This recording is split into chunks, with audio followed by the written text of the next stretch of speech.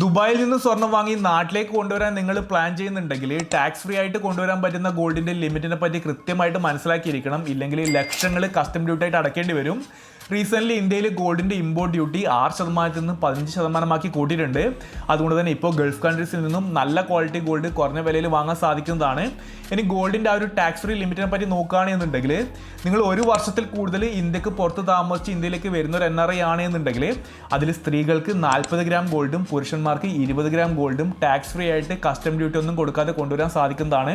But ഇവിടെ നിങ്ങൾ ശ്രദ്ധിക്കേണ്ട കാര്യം, നിങ്ങൾ കൊണ്ടുവരുന്ന ഗോൾഡ് ഓർണമെന്റ്സിന്റെ ഫോർമാറ്റിലാണെങ്കിൽ മാത്രമാണ് ഈ ഒരു ബെനിഫിറ്റ് കിട്ടുന്നത്.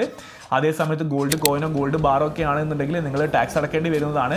ഇനി 6 മാസം മുതൽ 1 വർഷം വരെ നിന്നിട്ടാണ് നിങ്ങൾ വരുന്നത് എന്നുണ്ടെങ്കിൽ നിങ്ങൾ കൊണ്ടുവരുന്ന ഗോൾഡിന് 6% ടാക്സ് അടക്കേണ്ടി വരുന്നതാണ്.